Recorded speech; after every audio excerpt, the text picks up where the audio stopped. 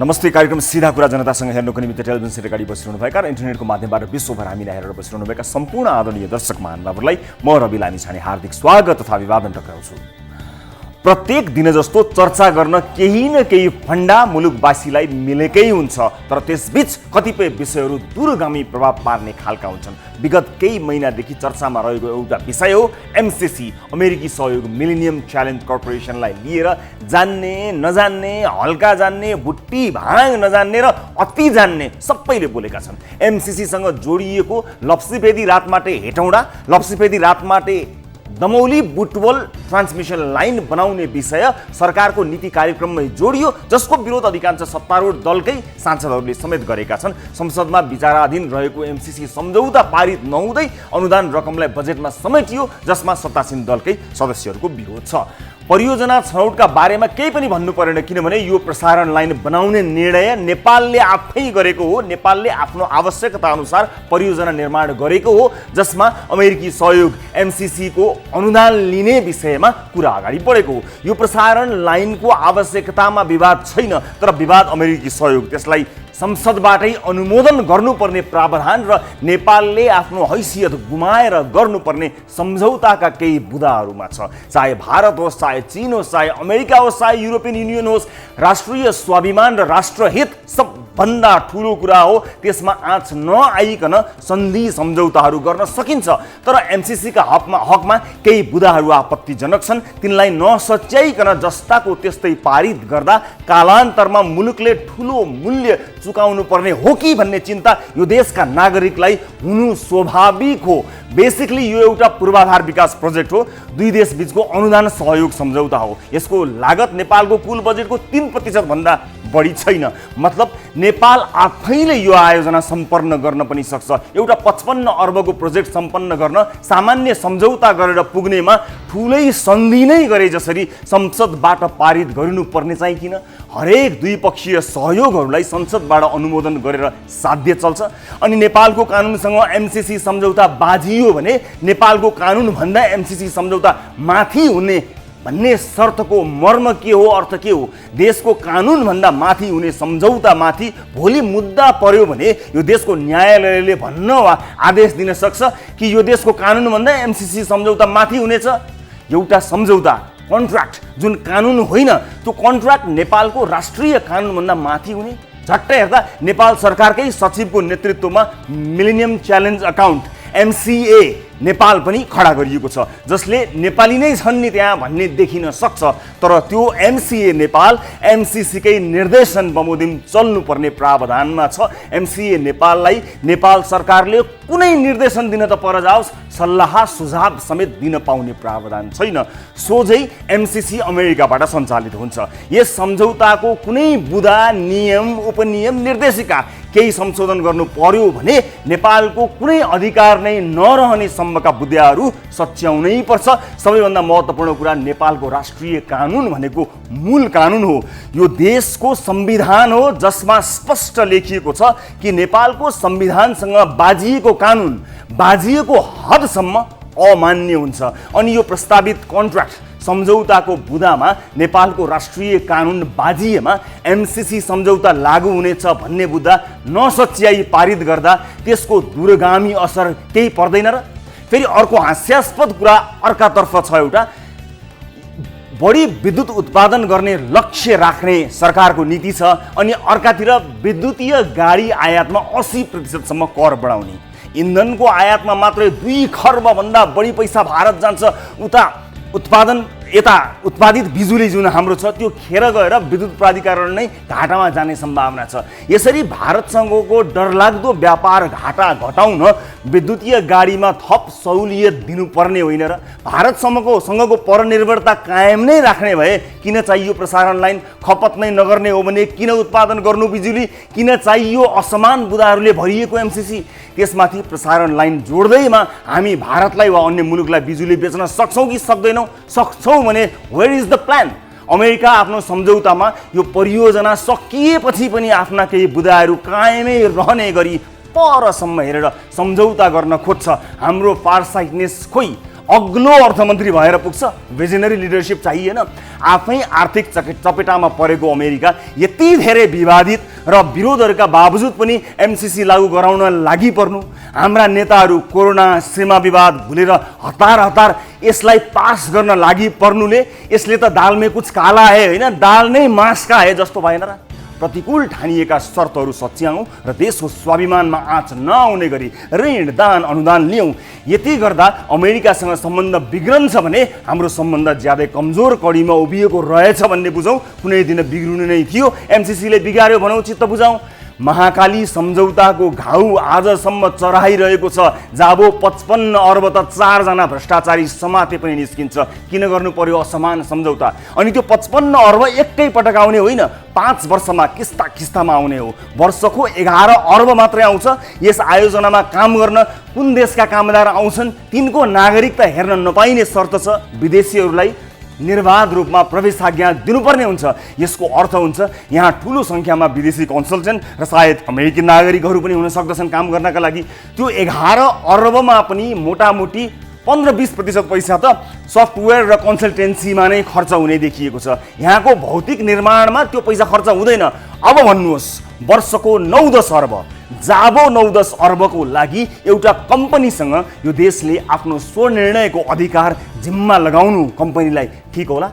कृपया यो भ्रम कसैलाई नहोस् कि नेपालको हित चिताउनु भनेको अर्को देशको विरोध गर्नु होइन। त्यसो होइन। हाम्रा लागि नेपाल फर्स्ट। ससम्मान मित्र राष्ट्र अमेरिकालाई भनौँ कि नेपालको विकासमा तपाईँले देखाउनु भएको सदासहायताका लागि धन्यवाद। केही बुदाहरू हाम्रो देशको हितमा देखिएन, तिनलाई सच्याएर अघि बढौँ। यदि होइन भने यो सम्झौतालाई अघि नबढाउँ, तर दुई देशबीचको सम्बन्धलाई चाहिँ अझै प्रगाढ पारौँ, आपसी विश्वासको वातावरण सृजना गरौँ। यसो गर्दा दुवै देशको ट्याक्स तिरेका जनताहरूप्रति सम्मान हुन जान्छ। कोरोनाका कारण महाशक्ति राष्ट्र अमेरिका पनि सङ्कट भोगिरहेको छ। उक्त रकम सम्मानपूर्वक अमेरिकी जनताकोमा लगानी गर्न अनुरोध गर्न सकिन्छ। अमेरिकी सरकारले चाहेमा कुनै पनि बेला रद्द हुन सक्ने सम्झौतामा हाम्रो हात अहिले मात्रै माथि छ। संसदले पास गरेपछि सम्झौताका शर्तहरू लागू हुन्छन्। 55 अर्बमा देशको स्वाधीनता स्वनिर्णयको अधिकार गुम्यो भने र भोलि सदनदेखि सडकसम्म अमेरिकाको विरोधका आवाजहरू आए भने त सम्बन्ध पनि स्वतः बिग्रनेछ। एमसिसीलाई स्वागत गरौँ, तर सच्याएर मात्रै। आउनुहोस् स्वागत गरौँ जनताको चासो गुनासो र प्रश्न सहितको विशेष कार्यक्रम सीधा कुरा जनतासँग।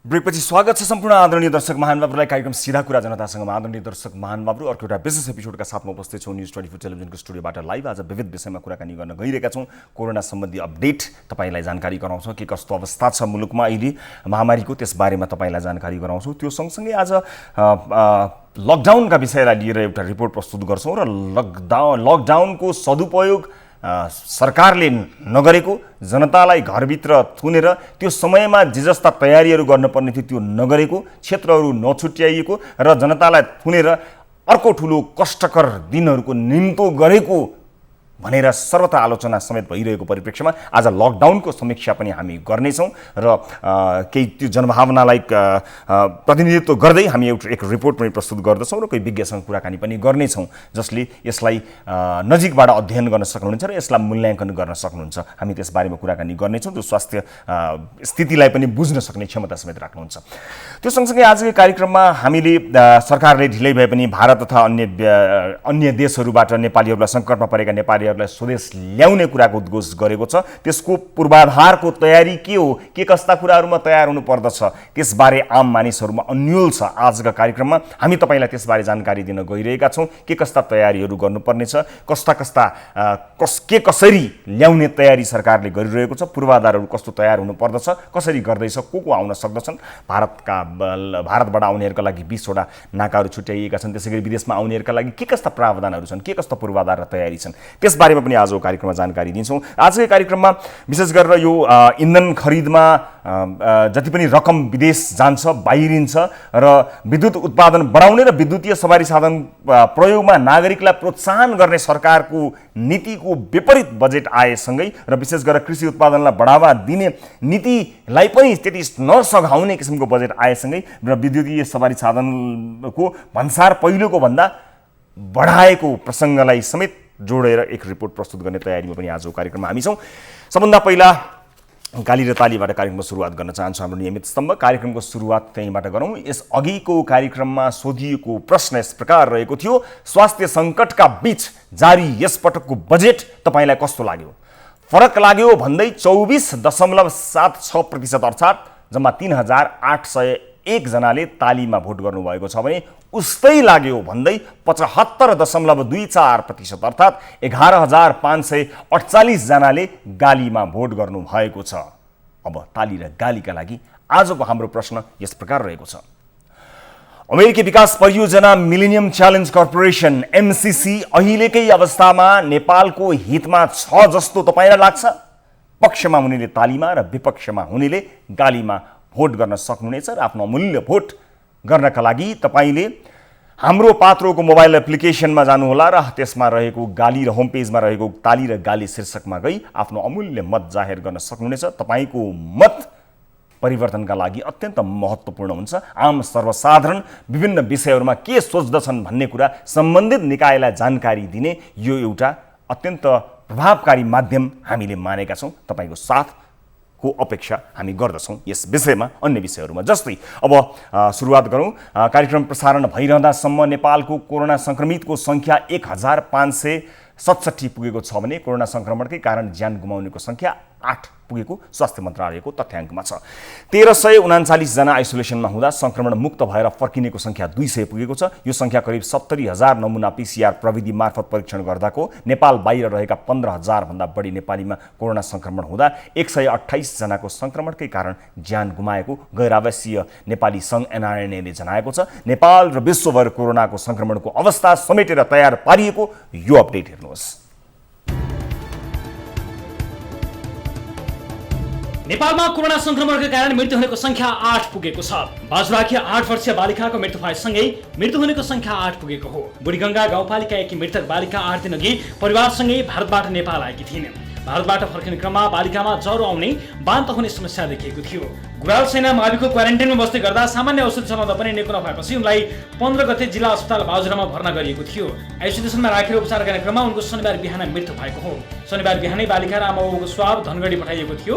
परीक्षणपछि बालिका र आमाको रिपोर्ट पोजिटिभ आएको हो। यसअघि सिन्धुपाल्चोकमा 1, बाँकेमा 1, गुल्मीमा 1, बारामा 1, ललितपुरमा 1 र अर्घाखाँचीमा 1, दैलेखमा 1 जनाको कोरोनाकै कारण ज्यान गएको छ। त्यस्तै विश्वभर 61,95,000 भन्दा बढी संक्रमित हुँदा 3,71,000 बढीले ज्यान गुमाएका छन् भने 27,59,000 निको भएका छन्। पछिल्लो तथ्याङ्क अनुसार सबैभन्दा धेरै अमेरिकामा 1,05,000 बढीले ज्यान गुमाएका छन्। त्यस्तै ब्राजिलमा 28,000, रसियामा 4,000, स्पेनमा 28,000, बेलायतमा 38,000, इटालीमा 33,000 र फ्रान्समा 28,000 बढीको मृत्यु भएको छ।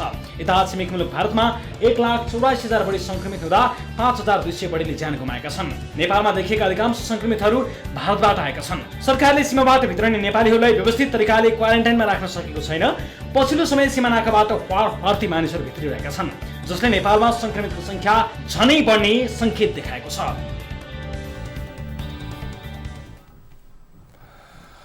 दर्शक महानुभावहरू, यहाँहरूलाई हामीले जानकारी गरायौँ नेपाल र विश्वभर कोरोनाको अवस्था के छ भन्ने कुराको बारेमा जानकारी गरायौँ। अब विषय लकडाउनको, धेरै मानिसले लकडाउनका विषयमा कुराकानी गर्न थालिसकेका छन्। नेपालमा लकडाउन सुरु भएको आज 69औं दिन पुगेको छ। अझै यो क्रम 14 दिन अर्थात् ज्येष्ठ 32 गतेसम्म जारी रहने सरकारले घोषणा गरिसकेको छ। त्यसपछिको अवस्थाको विषय अहिले नै आकलन गर्न नसकिएला, तर लकडाउनको दिन थपिँदै जाँदा जनजीवन कष्टकर बन्दै गएको विषय नौलो रहेन। नेपालमा संक्रमणको अवस्था 1 अङ्कमा सीमित हुँदै सुरु गरिएको लकडाउन अहिले संक्रमितको सङ्ख्या 1500 नाग्दा त मृतककै सङ्ख्या 8 पुगिसक्दा जारी छ। संक्रमितको थुकको छिटाबाट सर्ने संक्रमणबाट जोगिने मुख्य उपाय नै सामाजिक दूरी भएकाले दूरी कायम गर्नका लागि लकडाउन विकल्प छैन भन्दै सुरु गरिएको थियो।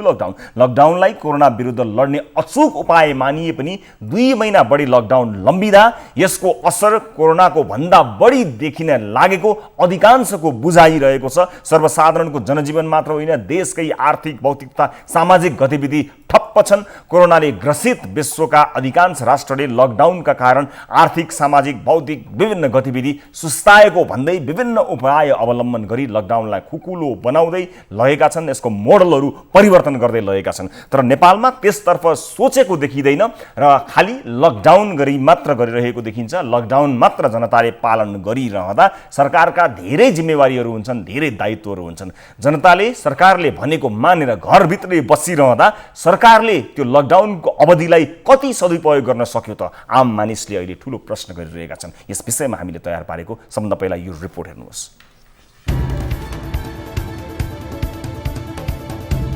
शनिबार बसेको मन्त्री परिषदको बैठकले जेठ 32 गतेसम्म लकडाउन लम्ब्याउने निर्णय गर्यो। साथै हवाई उडान र अन्तर्राष्ट्रिय सीमा नाकाको आवागमन असार 16 सम्म बन्द हुनेछ। अन्तर्राष्ट्रिय आवागमन बन्द बनेपछि हवाई उडान त स्वतः बन्द हुने नै भए। अहिले हाम्रो जोखिम सङ्क्रमणको जोखिम कम भएको छैन। त्यो कम नहुन्जेल हामीले धेरै खुकुलो गर्न पनि सक्दैनौँ। हामीले कतिपय अवस्थामा बाहिर बसेका हाम्रा दिदीबहिनी दाजुभाइहरूलाई लिएर आउने भनिएका छौँ। तर त्यसको पनि निश्चित सीमा, निश्चित तह, निश्चित मापदण्ड त्यसको आधारबाट जाने हो र सीमापारी ठ्याक्कै सीमापारीबाट आउनेको पनि निश्चित अवधि र निश्चित मापदण्डबाट ल्याउने हो। लकडाउनले देशभरको जनजीवन अस्तव्यस्त पारिरहेको समयमा धेरैले लकडाउन केही खुकुलो पार्नुपर्ने सुझाव सरकारलाई दिएका थिए। त्यस्तै स्वास्थ्य मन्त्रालयले पनि जोनिङ गरी लकडाउनको मोडेल परिवर्तन गर्न प्रस्ताव उच्च स्तरीय समितिलाई गरेको थियो। तर सरकारले त्यसतर्फ खासै चासो नै दिएन र लकडाउनको समय 12 दिन थप्दै जेठ महिनाभरि लकडाउन गर्ने निर्णय गर्यो। दोस्रो संक्रमित देखिएको भोलिपल्ट अर्थात् चैत्र 11 गतेबाट 18 गतेसम्मका लागि लकडाउन गरियो पहिलो पटक। त्यसपछि दोस्रो पटक चैत्र 25 गतेसम्म थपियो। तर संक्रमितको संख्या बढ्दै गएपछि वैशाख 3 सम्म देश लकडाउन गर्ने निर्णय गरियो। त्यसपछि 12 दिन थपेर वैशाख 15 सम्म, 10 दिन थपेर वैशाख 25 गतेसम्म, 10 दिन थपेर जेठ 5 गतेसम्म, पुनः 15 दिन थपेर जेठ 20 गतेसम्म र अहिले 12 दिन थपेर 32 गतेसम्म लकडाउन गर्ने निर्णय भएको छ। कोरोना नियन्त्रणका लागि गरिएको लकडाउनको समयमा नै संक्रमितको संख्या बढ्दै गएको छ। सरकारले कोरोना नियन्त्रणका लागि गरिएको एउटा मात्रै तयारी भनेको लकडाउन मात्रै हो। तर लकडाउन मात्रै कोरोना नियन्त्रणको अचूक उपाय नभएको प्रमाणित भएको छ। हालसम्म नेपालमा 8 जनाले कोरोनाको कारण ज्यान गुमाइसकेका छन्। करिब 1600 मानिस संक्रमित भएका छन्, जसमध्ये 1 जना मात्रै मृत्यु अघि कोरोना संक्रमण भएको पुष्टि भएको थियो। बाँकी सबैको मृत्यु पछिको परीक्षणबाट मात्रै कोरोनाको कारण ज्यान गएको पत्तो लागेको थियो। 7 जनाले कोरोना संक्रमण हुँदा पनि अस्पताल देख्न पाएनन्। सरकारले कोरोनासँग लड्ने सम्पूर्ण तयारी भएको बताए पनि सरकारको तयारी शून्य भएको 7 जनाको मृत्युले प्रष्ट पार्यो। नेपालमा कोरोना संक्रमितहरू अस्पताललाई नपुगी मर्छन् भन्दै विश्व स्वास्थ्य संगठनले मृत्युलाई निगरानीमा राख्न निर्देशन दिएको छ। लकडाउनमा सम्पूर्ण व्यापार व्यवसाय ठप्प भएका छन्। देशको अर्थतन्त्र नै धराशय बन्द गएको छ। विज्ञहरूले कोरोनाको संक्रमण चाँडै निर्मूल पार्न नसक्ने बताइरहेका छन् र कोरोना नियन्त्रणका प्रयाससँगै जनजीवन पनि सामान्य बनाउँदै लैजानु पर्ने सुझाव दिइरहेका छन्। यो अवस्थामा सरकारले लकडाउन थप्ने भन्दा पनि नागरिकको बारेमा सोच्नुपर्ने देखिएको छ। व्यवस्थित क्वारेन्टाइन बनाउने, विदेशमा रहेका नागरिकलाई स्वदेश फर्काएर सुरक्षित क्वारेन्टाइनमा राख्ने, सीमा नाकाबाट नेपाल भित्रिरहेका नेपालीलाई व्यवस्थित तरिकाले नेपाल भित्रन दिने व्यवस्था मिलाउने, सामाजिक दूरी कायम हुने गरी व्यापार व्यवसाय खोल्न दिएर आमदानी बढाउनेतर्फ जनतालाई प्रेरित गर्नुपर्ने अधिकांशको सुझाव छ।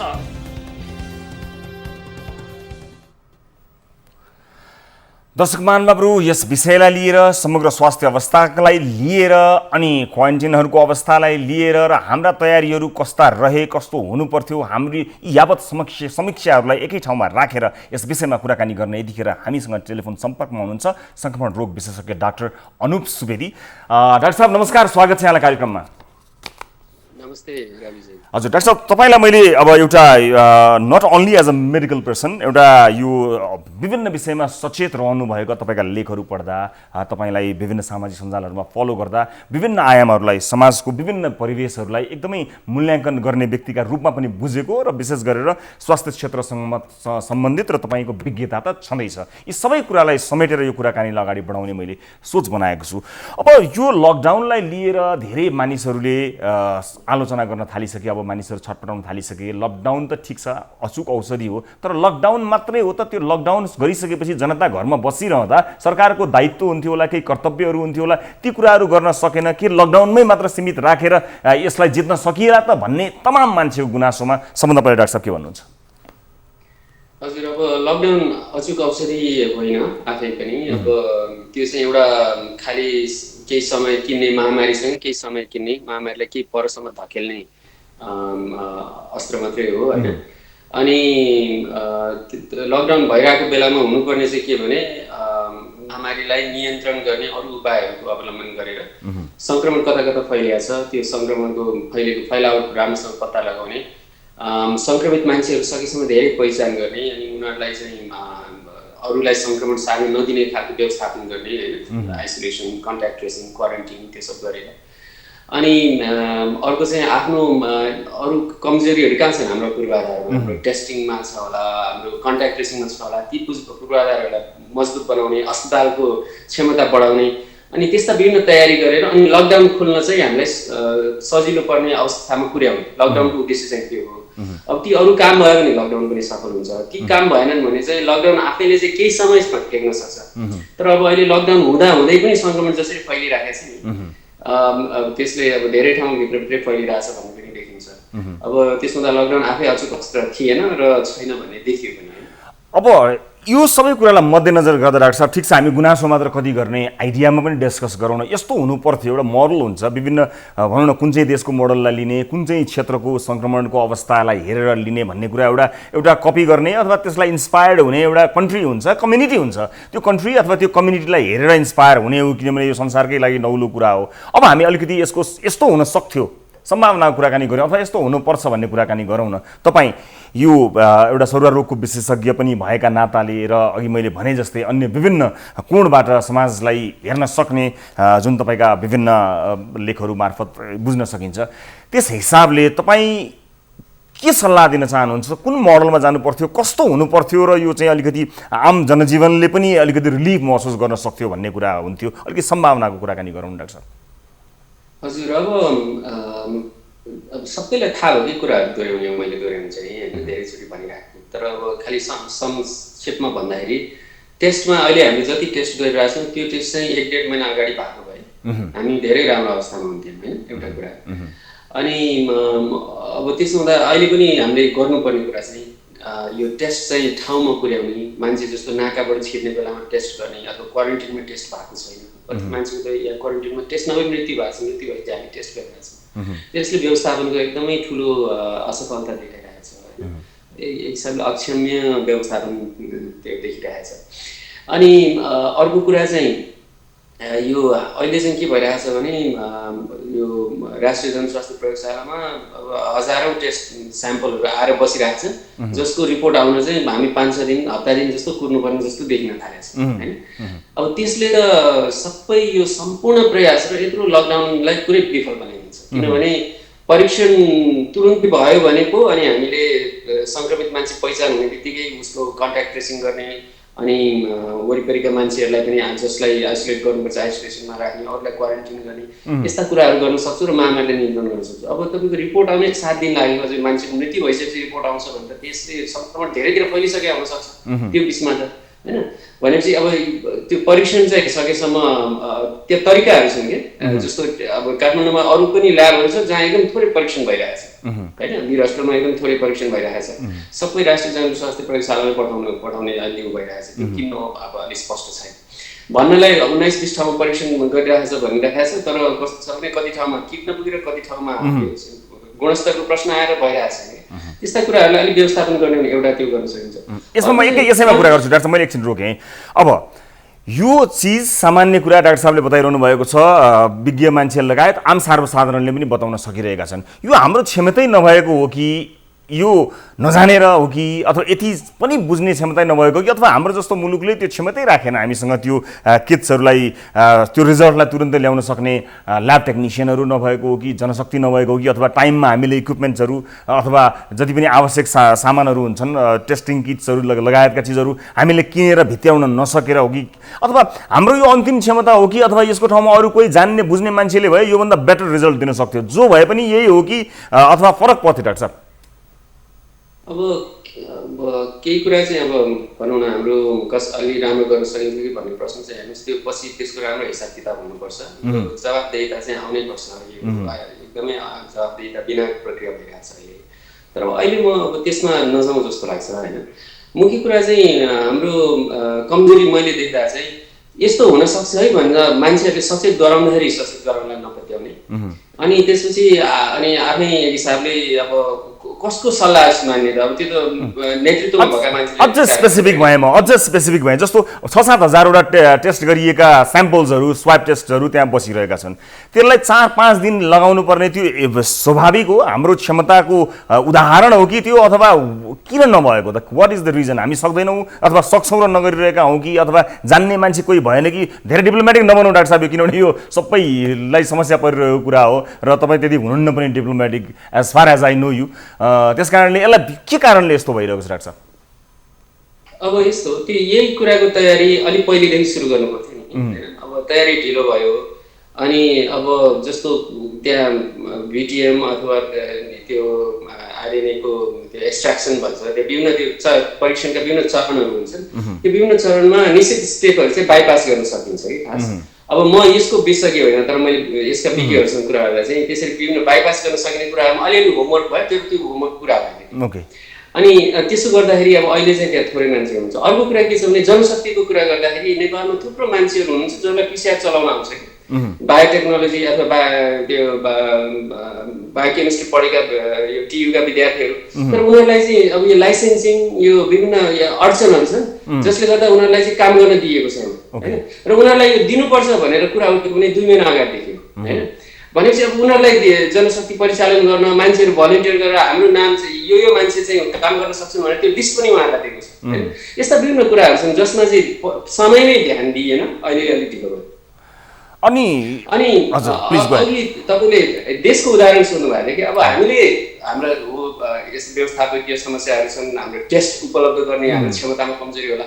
तर अब देशको उदाहरणको कुरा गर्नुहुन्छ भने हामी जस्तै मुलुकहरू जो अब गरिब अथवा धेरै स्रोत साधन नभएका मुलुकहरूमा चाहिँ अब जस्तो इन्डियाको केरला राज्य र अर्को भियतनाम होइन, उनीहरूले चाहिँ कसरी यो महामारीलाई नियन्त्रण गर्न सक्यो भने उनीहरूले यो टेस्ट धेरै गरेर भन्दा पनि आफूसँग भएको साधन स्रोतको चाहिँ एकदम अलिक सक्षम तरिकाले उपयोग गरेर, मुख्य कुरा चाहिँ उनीहरूले के भने जनशक्ति भनेको चाहिँ यो कन्ट्याक्ट ट्रेसिङ गर्ने मान्छेहरू होइन, त्यो चाहिँ धेरैभन्दा धेरै मान्छेलाई खटाएर सकेसम्म यस्तै कोही सङ्क्रमित आज भेटियो भने उसको भरभरका कन्ट्याक्टहरू चाहिँ 24 घन्टा 48 घन्टाभित्र सबैलाई क्वारेन्टिन गरेर उनीहरू चाहिँ त्यतातिर बढी खपत गरे आफ्नो एनर्जी होइन। किनभने यता अब टेस्टहरूमा चाहिँ उनीहरूले गर्न सकेको कुरा केही सीमित थिए, त्यसरी पनि उनीहरूले नियन्त्रण गर्न सके। अब हाम्रो चाहिँ त्यो कन्ट्याक्ट ट्रेसिङहरूमा त्यो बढाउँ भन्दाखेरि होइन हामीले गरिरहेका छौँ भन्ने बाहेक उहाँहरूको जवाब छैन।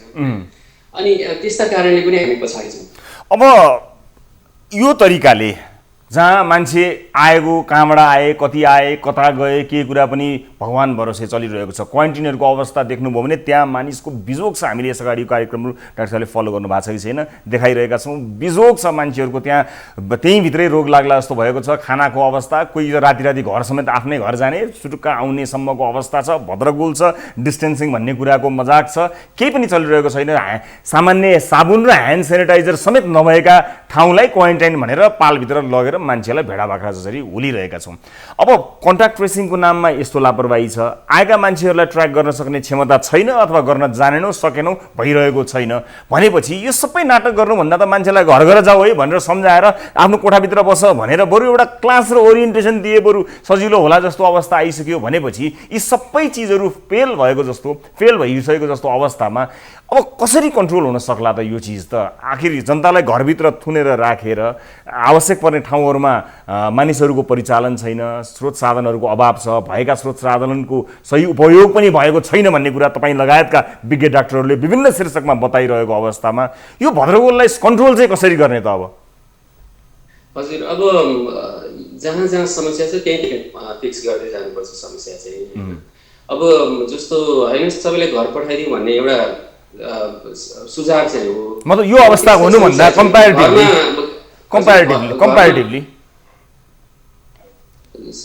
हजुर कम्प्यारेटिभली जसरी यो भद्रगोल गर्नुभन्दा त मान्छेलाई आफ्नै घरभित्र बरु मान्छे सुरक्षित बस्छ है, यसो होला, नजानु, बाहिर नजानु, भित्र नजानु भनेर बरु गार्डहरू सल्लाह घरभित्रै राखेर मान्छेहरूलाई राख्दै भने निस्केला बरु भनेर बरु जनप्रतिनिधिदेखि लिएर भोलिन्टियर्सहरूलाई गार्ड राख्दै बरु नफैलेला नि भनेर कम्प्यारेटिभली जस्ट एउटा क्याजुअली मैले भने मात्रै। अब यस्तो छ, मैले देख्दा चाहिँ अब के छ भने त्यस्ता पनि अब समस्या चाहिँ आउँछन्। अहिले हामीसँग जति हुनुहुन्छ नि क्वारेन्टिनमा त्योभन्दा धेरै गुणा बढी चाहिँ इन्डियाबाट अझै आउँदै हुनुहुन्छ। इन्डिया र खाडी मुलुक मलेसिया यता पूर्वी एसियाका मुलुकहरूबाट होइन उहाँहरू अब 1.5-2 लाख अथवा 3-4 लाख मान्छेहरू आउनुहुन्छ होइन। उहाँहरूलाई पनि त राख्नु छ होइन। अब ती देशहरूमा भएका नेपालीहरू अहिले कति प्रतिशतलाई त इन्फेक्सन अहिले भइसक्यो भनेर त्यस्ता आँकडाहरू पनि आइरहेको छ। कतिजनाको मृत्यु भएको छ होइन। नेपालभन्दा धेरै बढी मान्छेको बाहिर मृत्यु भएको छ भनेपछि उहाँहरूलाई पनि ल्याएर राख्नै छ क्वारेन्टाइन। अर्को कुरो के छ भने हाम्रो अहिले हस्पिटलमा जति मान्छेलाई राखिरहेको छ नि सङ्क्रमण भएको पहिचान भएको मान्छेहरू, तर अधिकांश उहाँहरू चाहिँ के छ लक्षण छैन होइन। अब उहाँहरूलाई पनि अस्पताल भरिन थालेकोले अब लक्षण नभएको मान्छेहरूलाई चाहिँ अस्पताल होइन बाहिरै आइसोलेसन युनिट कुनै बनाएर राख्नुपर्छ। अब त्यसो भने सबैलाई घर पठाउन त मिल्दैन। अनि घरमा हाम्रो समस्या के छ भने एउटा कोठा होला अथवा 2टा कोठा होला, केटाकेटी होला अनि बुढाबुढी होला नि सबै एउटै विभिन्न पुस्ताका मान्छेहरू हुनुहुन्छ। घर जानु उहाँहरू पनि डराउनुहुन्छ फेरि होइन। उहाँहरूलाई पनि त्यो जाने अवस्था छैन। त्यसो हुँदा अब घर पठाउनु चाहिँ सल्युसन होइन। यो अहिले भएका क्वारेन्टाइनलाई राम्रोसँग व्यवस्थापन गर्ने होइन। अब सरकारले आर्मीलाई लगाउँछु भनेको छ। अब त्यसले के कस्तो नतिजा दिन्छ मलाई थाहा छैन। अब त्यो हेर्नै पर्ला। तर अलिकति व्यवस्थापन नै अलिक बढी मेहनत गर्ने र पछि पनि अब अघि मैले भने नि अरू थुप्रै नयाँ समूहहरूलाई हामीले व्यवस्थापन गर्नुपर्ने हुन्छ। त्यसो हुँदा अहिलेदेखि अलिक धेरै तयारी गरेर अझै व्यवस्थापनमा अलिक बढी जोड दिने नै उपाय हो। मलाई त्योभन्दा घर पठाउनु सजिलो अथवा उपयुक्त उपाय हो जस्तो लाग्दैन। अब लकडाउनको अवस्थालाई लिएर हेर्दा तपाईँको सजेसन, अब यो लकडाउनलाई क्षेत्रहरू छुट्याइदिएर जोनहरू गराइदिएर मान्छेहरूलाई बचेर आफ्नो जीवन चलाऊ, लिभिङ विथ कोरोना भन्ने एउटा चलिरहेछ नि, you just live with it. अब सचेत हुनुहोस्, बच्नुहोस्। सार्वजनिक सवारी साधनहरूदेखि लिएर सिनेमा हलहरू होला, स्कुल कलेजेसहरूको हकमा कसरी डिस्टेन्स मेन्टेन गर्ने, खोल्ने नखोल्ने भन्ने कुरा आफ्नो ठाउँमा होला, तर मेन्टेन गरेर मान्छेलाई सूचना दिएर खोलिदिए हुन्छ। अब यसरी थुनेर मात्र राख्दा केही तयारी नै छैन, नम्बर गन्यो बस्यो। आजभोलि त मान्छेले कति पुग्यो हँ भनेर अर्कालाई सोध्ने बेला आएको छ। पहिला सबैलाई कन्ठ हुन्थ्यो, कति पुग्यो हँ, 1500 कति पुगेछ, कन्ठ पनि छैन मान्छेलाई भनेको। अब मान्छेले केयर गर्न छाडिसके, अन्य समस्याले मान्छेलाई गाँच्दै आइसकेको छ।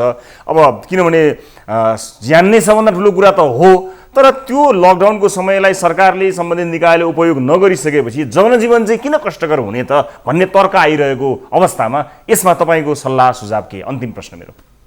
हजुर, अब यो चाहिँ यसको दुईटा बाटो भन्छु है। तपाईँले मलाई यो प्रश्न किन सोध्नु भने म चाहिँ अब जनस्वास्थ्य सम्बन्धी मलाई केही ज्ञान छ भनेर सोध्नु भएको नि त। पहिले जनस्वास्थ्यको बाटोबाट मैले जवाब दिनु पर्दा चाहिँ मैले के भन्नै पर्छ भने अहिले हाम्रो यो सङ्क्रमणको सङ्ख्या जसरी बढिरहेको छ, जसरी समुदायमा फैलिरहेको जस्तो देखिन्छ होइन। अब यसरी चाहिँ लकडाउन खोलेर सफल भएका मुलुकहरूको उदाहरण छैन अहिलेसम्म है। तपाईहरुले जुन जुन अब कोरिया देख्नुभयो, जर्मनी देख्नुभयो, अरू देशहरू जहाँ जहाँ चाहिँ यो संक्रमण नियन्त्रण भएको छ, यो लकडाउन खुकुलो बनाएका छन् र त्यो सफलता साथ गरेका छन्, धेरै मान्छेलाई फैलिन पाएको छैन, त्यहाँ चाहिँ के भएको छ भने संक्रमितहरूको संख्या चाहिँ 3-4 हप्तासम्म क्रमशः घट्दै घट्दै घट्दै गएर उनीहरूको स्वास्थ्य क्षेत्रले चाहिँ पुरा धान्न सक्ने भन्ने उनीहरूलाई ढुक्क भएपछि बल्ल त्यो लकडाउन खुलेको छ हैन।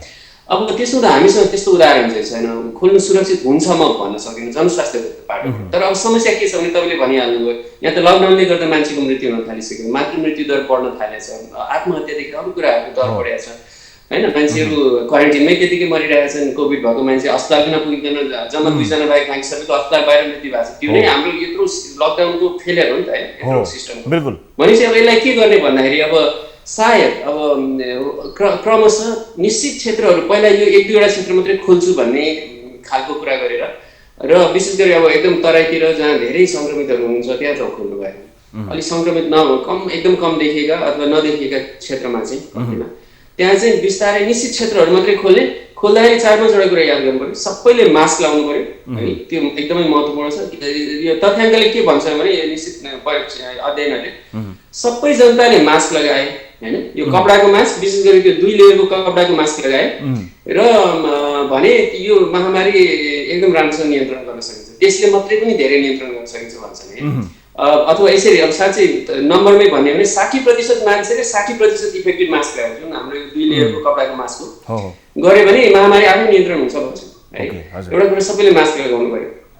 अर्को कुरा चाहिँ यो हामी सबै सचेत हुनु पर्यो। यो कन्फाइन्ड स्पेस भन्छ नि, बन्द स्पेसहरुमा चाहिँ मान्छे जानु भएन, थुप्रेर बस्नु भएन। जस्तो रेस्टुरेन्ट होला हैन, अथवा कुनै घरभित्र अब धेरै जना मान्छे बन्द स्पेसमा चाहिँ धेरै जना बस्नु भएन हैन।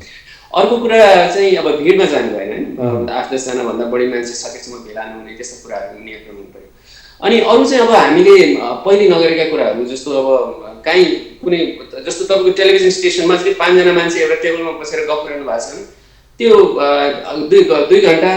2 घन्टापछि त्यो टेबलमाथि त्यो मान्छेले छुने चिजहरू त्यो फोन भयो होइन अरू जे हुन्छ ढोकाको ह्यान्डलहरू त्यो सबै डिसइन्फेक्टेन्टले पुस्ने त्यस्ता कुराहरू गर्नु पर्यो भनेपछि यो सबको लागि चाहिँ सरकारले यो क्षेत्र खोल्दैछौँ यस्तो तयारी गर होइन अब तपाईँहरूले इभन टेबलहरू नै नयाँ ल्याउनु पर्ने हुनसक्छ कुर्सी नयाँ ल्याउनु पर्ने हुनसक्छ कल कारखाना खोल्ने भने त्यो कल कारखानामा त्यो मान्छेको दूरी मेन्टेन गर्न 6 फिट दूरी मेन्टेन गर्न पूर्व तयारी गर्नुपर्ने हुन्छ त्यो पूर्व तयारी गर्ने समय दिएर खोल्ने होइन अब पब्लिक ट्रान्सपोर्ट चाहियो मान्छेहरूलाई कामदारहरूलाई जानु पर्ने बसमा भने अब बसमा एउटा सिटमा एकजना मात्रै बस्ने भनेपछि त्यो पहिलो कुरा त अब त्यहाँ भाडाको कुरा होला भाडाको कुरा सरकारले मिलाइदिनु पर्ला नगरपालिकाले कसरी हामी यति प्रतिशत हामी दिन्छौँ भन्नु पर्ला अथवा के कुनै तरिकाले सरकारको तयारी यस किसिमको तयारी सरकारले गर्नु पर्यो किन यो हुँदैछ भनेपछि यस किसिमको तयारी गर्नु पर्यो ताकि यदि लकडाउन खोल्न त परिहाल्छ तर खोल्दाखेरि पनि ल अब खुल्यो जसरी बन्द भयो भनेर भित्रै थुनिदियो एक्सट्रिममा अनि खुल्यो भनेर एक्सट्रिममा खुलिदियो ल जे गर्छौ गर भनेर गर्नु भएन यस्ता तयारी गर्नु पर्यो भनिरहेको छ भनाइ हजुर यो चाहिँ अब महिनौसम्म जान्छ अनि त्यसबाहेक त अब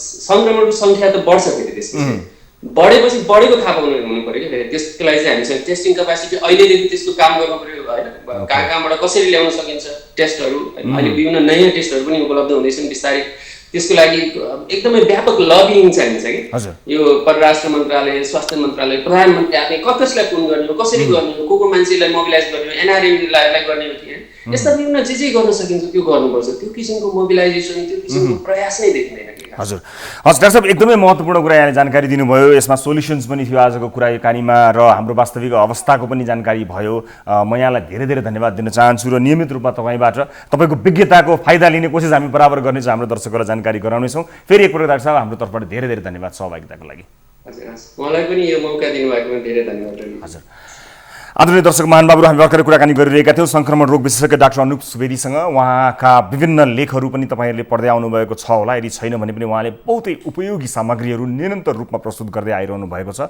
विभिन्न सञ्चार माध्यमहरूमा समय उपलब्ध गराएर आफ्नो विज्ञताको क्षेत्र आफ्नो विज्ञता सम्पूर्ण मानिसहरूका लागि बाँड्ने प्रयास पनि उहाँले निरन्तर गरिरहनु भएको छ र त्यसैको निरन्तरता आजको कार्यक्रममा हामीले जानकारी गरायौँ विशेष गरेर लकडाउनबाट मानिसहरू आधित भएको अवस्थामा के हुन सक्दछ भन्ने कुराको जानकारी हामीले लियौँ सरकारको तयारीको समीक्षा पनि गऱ्यौँ बेला भएको छ एउटा ब्रेकपछि अन्य विषयहरू यहाँहरू समक्ष प्रस्तुत गर्नेछौँ विशेष गरेर विदेशमा रहेका नेपालीहरू र भारतमा समेत रहेका नेपालीहरूलाई ल्याउन लागि परिप्रेक्ष्यमा के कस्ता तयारीहरूको आवश्यकता पर्दछन् के कस्ता पूर्वाधारहरूको तयारी भइरहेको छ तपाईँले के तयारी गर्नुपर्दछ भन्ने एकदमै काम लाग्ने रिपोर्ट यसपछि प्रस्तुत हुनेछ अहिलेलाई ब्रेक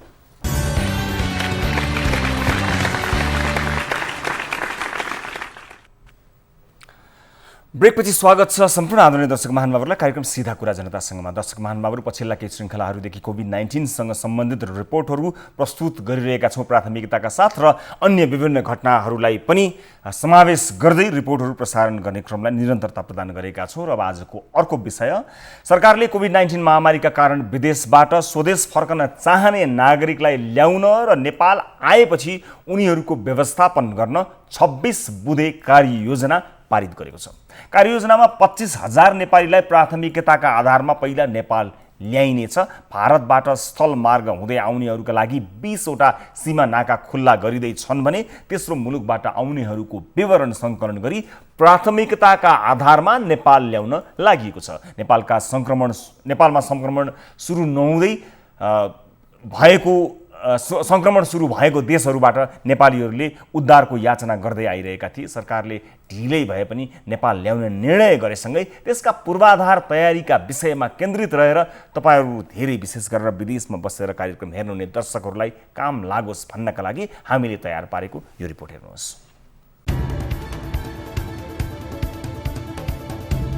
सरकारले भारत तथा तेस्रो मुलुकबाट महामारीकै समयमा स्वदेश फर्किन चाहनेहरूका लागि प्राथमिकताका आधारमा नेपाल फर्काउने प्रक्रिया सुरु गरेको छ भारतबाट स्थलमार्ग हुँदै आउनेहरूका लागि 20 वटा नाका खुल्ला गरिएको छ तिनै नाका नजिकै स्थापना गरिएको होल्डिङ सेन्टरमा स्वास्थ्य परीक्षणपछि प्रदेश सरकार तथा स्थानीय सरकारले व्यवस्था गरेको सवारी साधन मार्फत सम्बन्धित जिल्लाको क्वारेन्टाइनमा पुग्नुपर्नेछ भारतबाट आउनेहरूले क्वारेन्टाइन स्थल पुग्दासम्मको खर्च स्वयंले बेर्नुपर्नेछ भारत बाहेक तेस्रो मुलुकबाट भने पहिलो प्राथमिकता सजायबाट आम माफी पाएका रोजगारी गुमाएका, करार अवधि सकिएका, आफन्तको मृत्यु भएर काजक्रियाका लागि आउनुपर्ने, कोरोना बाहेक गम्भीर स्वास्थ्य समस्या भएका, सुत्केरी तथा गर्भवती महिला, बालबालिका, ज्येष्ठ नागरिक, अध्ययन तथा तालिममा गएर अड्किएका सरकारी कर्मचारी, अध्ययन सकिएका तथा कलेज बन्द भएर वा संक्रमणका कारण फर्किनु पर्ने अवस्थामा पुगेका विद्यार्थीहरू छन्। साथै पारिवारिक पुनर्मिलनका लागि गएका, पर्यटक तथा व्यापारिक भिजामा गएर अड्किएकाहरू पनि प्राथमिकतामा छन्।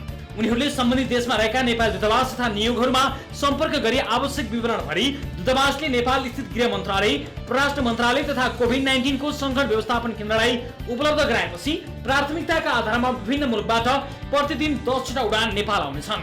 नेपाल आउनका लागि कोरोना परीक्षणको प्रतिवेदन भने अनिवार्य गरिएको छ भने शरीरको तापक्रम 100.4 डिग्री सेल्सियस भन्दा कम हुनुपर्ने छ। विमानस्थलमा रहेको हेल्थ डेस्कमा स्वास्थ्य परीक्षणपछि चक्रवत क्षेत्रमा रहेका होल्डिङ सेन्टरमा राखिनेछ। त्यहाँबाट व्यक्तिको इच्छा अनुसार सम्बन्धित जिल्लाको क्वारेन्टाइनमा पठाइनेछ वा काठमाडौँकै होटलहरूमा क्वारेन्टाइन गरिनेछ। उनीहरू अनिवार्य 14 दिन क्वारेन्टाइनमा बसिसकेपछि पनि थप 1 साता होम क्वारेन्टाइनमा बस्नुपर्नेछ। रोजगार भिजामा भएका र खाडी मुलुकबाट फर्किन लागेकाहरूले टिकट खर्च सम्बन्धित कम्पनी मेन पावरले नभरेको खण्डमा स्वयं व्यक्तिले गर्नुपर्नेछ। सरकारले तत्काल 25,000 नेपालीलाई मात्रै स्वदेश फर्काउने तयारी गरेको छ। तर सरकारी निकायकै तथ्याङ्कमा 10 लाख भन्दा बढी नेपाली स्वदेश फर्किन चाहने सूचीमा छन्। अहिले दूतावासहरूले विस्तृत विवरण सङ्कलन गरेर नेपाल पठाइरहेका छन्। युएईबाट मात्रै स्वदेश फर्किने 11,000 भन्दा बढीले अत्यावश्यक भन्दै फारम भरेका छन् भने कतारबाट 7,000, मलेसियाबाट 6,000, कुवेतबाट 5,000 भन्दा बढी, बहराइनबाट करिब 1,000 नेपालीले अत्यावश्यक अवस्था भन्दै स्वदेश फर्किन दूतावासमा सम्पर्क गरेका छन्। उनीहरूले त्यहाँबाट नेपालको क्वारेन्टाइन स्थलसम्म पुग्दाको खर्च स्वयंले बेर्नुपर्नेछ। गैर आवासीय नेपाली सङ्घ एनआरएनका अनुसार विदेशमा मात्रै 128 जना नेपालीले कोरोना संक्रमणका कारण ज्यान गुमाएका छन् भने 14,425 जना संक्रमित भएका छन्। दर्शक महानुभावहरू, यो विवरण पक्कै पनि यहाँहरूलाई कामलाग्दो विवरण हो भन्ने हामीले विश्वास गरेका छौँ। प्राथमिकताका आधारमा सरकारले स्वदेश ल्याउने क्रमको सुरुवात गरेको छ। त्यसका लागि प्राथमिकतामा के राखिएको छ भन्ने कुरा यो रिपोर्टबाट हामीले यहाँहरूलाई देख्यौँ र विशेष गरेर सम्बन्धित देशमा रहेको नेपाली दूतावास तथा नियोगहरूमा सम्पर्क गरी आवश्यक विवरण तपाईँहरूले भर्नुपर्नेछ र दूतावासले नेपाल स्थित गृह मन्त्रालय, परराष्ट्र मन्त्रालय तथा कोभिड-19 सङ्कट व्यवस्थापन केन्द्रलाई त्यो रिपोर्ट उपलब्ध गराएपछि प्राथमिकताका आधारमा विभिन्न मुलुकबाट प्रतिदिन 10 वटा उडान गर्ने र 10 वटा उडानबाट नेपाल ल्याउने तयारी गरिरहेको छ। त्यसकारणले सम्बन्धित दूतावासहरूमा आफ्नो विवरण प्रस्तुत गर्नुहोला र प्राथमिकताका आधारमा सरकारले ल्याउने भनेको छ। 10 लाख मानिसहरू नेपाल आउन चाहन्छन् भन्ने एउटा रिपोर्ट सरकारको स्रोतले जानकारी गराएको छ र अहिले सुरुवातमा 25,000लाई नेपाल ल्याउने तयारी सरकारले गरेको छ। नेपाल ल्याइसकेपछि यहीँ क्वारेन्टाइनमा राखिने र त्यसपछि पनि 1 हप्ता होम क्वारेन्टाइनमा बस्नुपर्ने लगायतका विभिन्न प्रावधानहरू सरकारले तयारी गरेको छ। यहाँलाई हामी जानकारी गराउँदै जानेछौँ यस बारेमा र तपाईँलाई काम लाग्ने अन्य विवरण यसमा निरन्तर रूपमा कार्यक्रममा प्रस्तुत गर्दै जानेछौँ। हाम्रो कार्यक्रम निरन्तर हेर्नुहोला। तपाईँका लागि हामी निरन्तर आवाजहरू प्रस्तुत गर्नेछौँ। तपाईँका समस्याहरू सम्बन्धित निकायसम्म राख्नेछौँ र प्राथमिकता छुट्याउनमा सहयोग मिलोस् भनेर अत्यन्त समस्यामा पर्नुभएका दर्शकहरूका लागि पनि हामी हाम्रा नियमित रिपोर्टहरू तयार पार्ने कोसिसमा छौँ। र यतिखेर हामीसँग भिडियो कलमा कोही दर्शक आउनुभएको छ, म उहाँलाई स्वागत गरिहाल्छु। नमस्कार, कहाँबाट को बोल्दै हुनुहुन्छ? हजुर नमस्कार, कहाँबाट को बोल्दै हुनुहुन्छ? सुनिरहनु भएको छ मलाई? दर्शक महानुभावहरू, आफ्नो केही समस्या लिएर कोही दर्शक भिडियो कल मार्फत आउनुभएको थियो। यदि भिडियो कलबाट सम्भव भएन भने उहाँको अडियो मात्र पनि लिन सकिन्छ। म मास्टर कन्ट्रोल रुममा रहेका साथीहरू प्रयासरत रहनुभएको छ, उहाँसँग कुराकानी गरौँ। पक्कै पनि केही समस्या केही गुनासो लिएर नै हामीसँग दर्शकहरू जोडिने क्रम जारी छ र यस क्रममा हामीले लकडाउन एक्सप्रेस सञ्चालन गरी दिनभर विभिन्न समस्यामा परेका नेपाली दाजुभाइ दिदीबहिनीहरूलाई मद्दत गर्दै मध्यस्थता गर्दै कार्यक्रम सञ्चालन गरिरहेका छौँ र यस कार्यक्रममा पनि त्यसलाई निरन्तरता प्रदान गर्छौँ। आवश्यक रिपोर्टहरूको फलोअप हामी निरन्तर गरि नै रहेका छौँ र यसै विषयलाई हामी फेरि एकपटक उहाँसँग जोडिने कोसिस गर्नेछौँ र त्यसपछि हामीसँग अर्को एउटा रिपोर्ट पनि बाँकी छ र उहाँसँग सम्पर्क गर्ने कोसिस हाम्रा साथीहरूले गरिरहँदा म समयको सदुपयोग गर्दै आजको अर्को रिपोर्टतर्फ यहाँहरूको ध्यान आकर्षित गराउन चाहन्छु। दर्शक महानुभावहरू, सरकारले आगामी वर्ष 77-78 लागि प्रस्तुत गरेको बजेट र सरकारको नीति बीच केही बुँदाहरूमा तालमेल नमिलेको जस्तो देखिएको छ। नेपालबाट इन्धन खरिदमा ठूलो रकम बाहिरिएपछि विद्युत उत्पादन बढाउने र विद्युतीय सवारी साधनको प्रयोगमा नागरिकलाई प्रोत्साहन गर्ने तथा कृषि उत्पादनलाई बढावा दिने नीति लिएको थियो, तर सरकारले आफ्नो नीति विपरीत बजेट मार्फत कृषिमा प्रयोग हुने वस्तु, बिउ बिजन र विद्युतीय सवारी साधनको भन्सार पहिलोको भन्दा अधिक बढाएको छ। आर्थिक वर्ष 77-78 को बजेट मार्फत सरकारले विद्युतीय सवारी साधनमा भन्सार दर 80% पुर्याएको छ भने कृषिमा प्रयोग हुने रासायनिक मल, बिउ बिजनमा 5 देखि 15% ब्याज दर बढाएको छ। यसै विषयमा तयार पारिएको यो रिपोर्ट हेर्नुहोस्।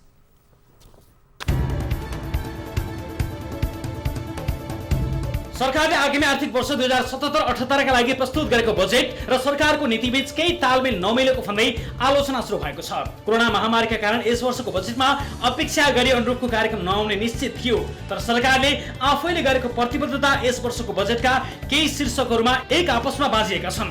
नेपालबाट इन्धन खरिदमा ठूलो रकम बाहिरिएपछि विद्युत उत्पादन बढाउने र विद्युतीय सवारी साधनको प्रयोगमा नागरिकलाई प्रोत्साहन गर्ने तथा कृषि उत्पादनलाई बढावा दिने नीति लिएको थियो, तर सरकारले आफ्नो नीति विपरीत बजेट मार्फत कृषिमा प्रयोग हुने वस्तु, बिउ बिजन र विद्युतीय सवारी साधनको भन्सार पहिलेको भन्दा अधिक बढाएको छ।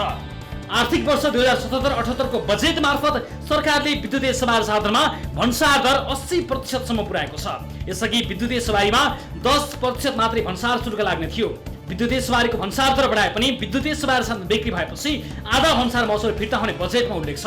अब विद्युतीय सवारी खरिद गर्दा 40% कर तिर्नुपर्नेछ। यसअघि विद्युतीय सवारी खरिद गर्दा मूल्य अभिवृद्धि कर सहित 23% कर तिर्नु पर्थ्यो। एकातिर सरकारले विद्युत खपत बढाउने र वातावरणीय हिसाबले विद्युतीय सवारी साधनलाई प्रोत्साहन गरे भने पनि अर्कातिर त्यही सवारीमा वात्तै कर बढाउनुले सरकारको बजेट विरोधाभासपूर्ण देखिएको हो। भन्सार चाहिँ लगाइदियो, तेल त्यो खुला सिमानाबाट अनधिकृत तवरबाट आउने कुरामा हामी रोक्छौँ कि रोक्दैनौँ, कति रोक्न सक्छौँ भन्ने कुरा हेर्नुपर्ने हुन्छ। अब जहाँसम्म विद्युतीय गाडीमा चाहिँ कर लगाउने कुरा चाहिँ नगरेको भए हुन्छ सरकारले। कर वृद्धिबारे अर्थमन्त्री डाक्टर युवराज खतिवडाले विद्युतीय गाडीलाई जसरी प्रोत्साहन गरिएको थियो त्यो अनुरूप नतिजा नआएकाले कर बढाउनु परेको स्पष्टीकरण दिएका छन्। अहिले हामीले जहाँ जहाँ कर चुहावट भएको छ त्यसलाई थप व्यवस्थित गरेर राजस्व उठाउने र जसले तिरिरहेको छ त्यसलाई बोझ थप्ने भन्दा पनि नतिरेकोलाई करको दायरामा ल्याउने, त्यसरी राजस्व प्रणाली गर्न खोजेका छौँ। गैर कर राजस्वका दरहरू समय समयमा पुनरावलोकन हुन्छ र त्यो हामी गर्छौँ। त्यस्तै कृषिमा प्रयोग हुने रासायनिक मल, बिउ बिजनमा भन्सार दर बढाएको छ, जसमा बिउ बिजनमा 15%, रासायनिक मलमा 5% र प्राङ्गारिक मलमा 10% भन्सार दर कायम गरिएको छ। चालु आर्थिक वर्षमा सरकारले सामाजिक सुरक्षा भत्ता, प्रधानमन्त्री रोजगार कार्यक्रम, शैक्षिक योग्यताको प्रमाणपत्र धितो राखेर ऋण लिन सकिने जस्ता विभिन्न कार्यक्रमहरू ल्याएको थियो, तर त्यसको प्रभावकारिता खासै देखिएको छैन। कार्यान्वयनको पाटो फितल हुँदा सबै निजी कम्पनीहरू कोषमा जान सकेका छैनन् भने प्रधानमन्त्री रोजगार कार्यक्रमको बजेट बालुवामा पानी हाले जस्तै भएको अधिकांशको भनाइ छ। त्यस्तै शैक्षिक प्रमाणपत्र धितो राखेर चालु आर्थिक वर्षमा जम्मा 59 जनाले ऋण पाएका छन्, तर आगामी वर्षको बजेटमा उक्त कार्यक्रमले खारेज गरिएको छ। सरकारले जति नै लोकप्रिय कार्यक्रम प्रस्तुत गरे पनि कार्यान्वयनको बाटो भने त्यति चुस्त देखिएको छैन। दर्शक महानुभावहरू, विशेष गरेर विद्युत प्राधिकरणले अझ बढीभन्दा बढी विद्युतको प्रयोग गर्नका लागि जनतालाई अपिल गरिरहेको परिप्रेक्ष्यमा र पेट्रोलियम पदार्थ खरिदमा खर्ब 2 खर्बभन्दा बढी पैसा विशेष गरेर त्यो आयातका लागि खर्च गर्न परिरहेको परिप्रेक्ष्यमा विद्युतीय सवारी साधनलाई सहुलियत दिने उद्देश्य सरकारको थियो, तर यसपटकको बजेटले यसरी विद्युतीय सवारीमा यति धेरै कर लगाइदिनका कारणले गर्दाखेरि सरकारले आफैले बनाएको योजनामा ठुलो कुठाराघात हुने सम्भावना देखिएको छ। यसलाई लिएर हामी आगामी दिनहरूमा पनि रिपोर्टहरू प्रस्तुत गर्ने कोसिस गर्नेछौँ र अहिले भने भिडियो कलमा हामीसँग कोही जोडिनु भएको छ, म उहाँसँग कुराकानी गरिहाल्छु। नमस्ते, कहाँबाट को बोल्दै हुनुहुन्छ? हजुर सर नमस्कार, म मिडियोज गौतम बोल्दैछु, रूपन्देही सुना महिना वडा नम्बर 6 देखि। हजुर, रूपन्देहीबाट गौतम, एकपटक फेरि भन्नुहोला नाम के गौतम भन्नु जस्तो लाग्यो मलाई। मेघराज गौतम। हजुर, आफ्नो समस्या, आफ्नो भनाइ के छ तपाईँ राख्न सक्नुहुनेछ? समस्या सर, हाम्रो यहाँ क्वारेन्टाइनमा बसेका छौँ हामी। पहिला छैन महिना 1 बनकट्टामा रहेको क्वारेन्टाइनमा बसेका थियौँ। त्यहाँबाट 7 दिनपछि हामीलाई अन्त सारियो, अनि हामी यहाँ आइसकेपछि हामीसँगै बसेका एकजना युवकलाई कोरोना पुष्टि भयो, पोजिटिभ देखियो, अनि हामी यहाँ आएकाले पनि चेक जाँच गर्नु पर्यो भनेर हामीले अनुरोध गर्दा पनि हाम्रो चेक जाँच भएको छैन। हामी यहाँ सरेको पनि 4-5 दिन भइसक्यो, अनि सम्बन्धित निकायसम्म कुरा पुगोस्, हामीले यहाँ कुरा गर्दा हाम्रो केही पनि सुनाइ भएन। तपाईँहरू कहाँ अहिले रूपन्देहीको क्वारेन्टाइनमा हुनुहुन्छ? हजुर, रूपन्देही सुना महिना 6 शहीद नारायण पोखरेल क्याम्पसमा छौँ अहिले। शहीद नारायण पोखरेल क्याम्पसमा हुनुहुन्छ। योभन्दा अगाडि कहाँ हुनुहुन्थ्यो? योभन्दा अगाडि महिना एक बनकट्टामा रहेको क्वारेन्टाइनमा थियौँ। अनि त्यहाँ चाहिँ एकजना व्यक्तिमा पोजिटिभ देखियो जोसँग तपाईँहरू सँगै बस्नुभएको थियो। हजुर, एकजनालाई पोजिटिभ देखियो। त्यसपछि जताततै न्युज पनि आयो अनि हामीले त्यही न्युजकै आधारमा हामीले यहाँ भन्यौँ सम्बन्धित ठाउँमा कुराकानी गर्दाखेरि हाम्रो केही पनि सुनाइ भएन। अलि लापरवाही भयो हाम्रो, अब सुनाइ भएन। त्यस कारणले गर्दाखेरि हामी तपाईँसँग आउन बाध्य भयौँ सर। अनि तपाईँ लगायत कतिजनासँग उहाँको सँगै बस्नुभएको थियो जो सङ्क्रमित हुनुभयो? हामी 16 जना थियौँ सर। हामी 16 जना त्यहाँबाट हाम्रो बसाइ सारेर अर्को क्वारेन्टाइनमा हाम्रो ओडाकै 6 नम्बर ओडामा हामीलाई सारियो। हामी 16 जना थियौँ। हाम्रो अब यहाँ हामीलाई त अब खतरामा छौँ, हामी रेड जोनमा हुनुपर्ने। यहाँ हाम्रो केही पनि रेखदेख छैन कसैले। हामीले बारम्बार यहाँ रिक्वेस्ट गर्दा पनि हाम्रो सुनाइ भएको छैन। अनि तपाईँसँगै रहनुभएका उहाँ साथीलाई चाहिँ सङ्क्रमण भएको कति दिन भयो? सङ्क्रमण भएको 4 दिन भइसक्यो। 4 दिन भयो। 4 दिनमा तपाईँहरूको टेस्ट गर्ने, तपाईँहरूको स्वाब लिने के पनि काम भएको छैन? नहीं, केही पनि भएको छैन। हामीलाई अब हामी त्यही थियौँ, हामीलाई यहाँ छुट्टै राख्ने व्यवस्था हुनु पर्यो, केही न केही हाम्रो हेरचाह हुनु पर्यो नि, केही पनि छैन, सबै लापरवाही छ। अनि चाहिँ एउटा कुरा के छ भन्दाखेरि हाम्रो जस्तै अब सरकारले लकडाउन भनेर तोकेको छ। लकडाउन भएको बेलामा पनि हाम्रो घरबाट खाना ओसार पसार गर्ने चाहिँ यो पनि अलिक ठिक छैन। अब हामी त कोरोना सङ्क्रमण भइएला यसले गर्दाखेरि हाम्रो गाउँबाट खाना ल्याउने व्यक्तिलाई पनि सबै गाउँ जो तसमस होला भन्ने डर छ। गाउँबाट आउनेहरूको लागि सेनिटाइजरको केही व्यवस्था पनि छैन। यहाँ हाम्रो त यहाँ न निन्द्रा न भोग भइरहेछ सर। टेन्सनमा छौँ हामी, एकदम त्रासमा छौँ। अनि त्यहाँ तपाईँहरूको लागि खानाको व्यवस्था लगायत आउनेहरूका लागि सेनिटाइजर साबुन पानीको व्यवस्था छैन? केही पनि केही छैन सर। खानाको त कुरा छोड्नुहोस्, यहाँ पिउने पानी पनि राम्रो व्यवस्था छैन सर। ओहो, कतिजना हुनुहुन्छ अरे तपाईँहरू? हामी यहाँ लगभग 70 जना छौँ सर। अहिले यो हाम्रो यो शहीद नारायण क्याम्पसमा 70 जना छौँ।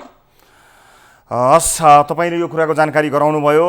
समय भएको भए आजै हामी सम्बन्धित निकायसँग कुराकानी गर्थ्यौँ, तर हामी एउटा कुरा के छ भन्दा जस्तै अब यहाँ आज आएकालाई पनि एकै ठाउँ, 10 दिन भएकालाई पनि एकै ठाउँ, मतलब केही चाहिँ उस छैन क्या, मतलब सबैलाई एकै ठाउँ घोलमोल छ क्या।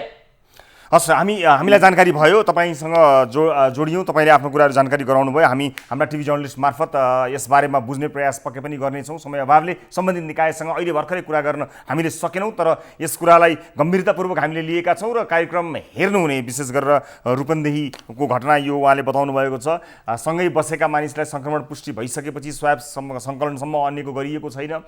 खाने बस्ने व्यवस्थाका बारेमा विभिन्न समस्याहरू छन्, त्यसबारेमा उहाँले भर्खरै बताउनु भयो र हाम्रा टिभी जर्नलिस्ट मार्फत यस घटनाको पक्कै पनि त्यो क्वारेन्टाइन स्थलको बारेमा रिपोर्टिङ गरी आम दर्शक महानुभावहरूलाई जानकारी गराउनेछौँ र सम्बन्धित निकायलाई खबरदारी गर्ने कोसिस पक्कै पनि गर्नेछौँ। र यो सँगसँगै आजका लागि कार्यक्रमको निर्धारित समय यहीँ समाप्त भइसकेको छ। थप न्युजका लागि हाम्रो वेबसाइट www.news24nepal.com मा जानुहोला। साथै हामीलाई फेसबुक, ट्विटर र युट्युबमा पनि फलो गर्न सक्नुहुनेछ। हाम्रो पात्रोको मोबाइल एप्लिकेसनमा गई गाली वा ताली भन्ने शीर्षकमा गएर यहाँले आफ्नो मत जाहेर गर्न सक्नुहुनेछ। कार्यक्रम सिधा कुरा जनतासँगको आजको श्रृङ्खलाबाट सम्पूर्ण युनिटका साथमा 10 औँला जोडेर नमस्ते रवि लामिछानेको।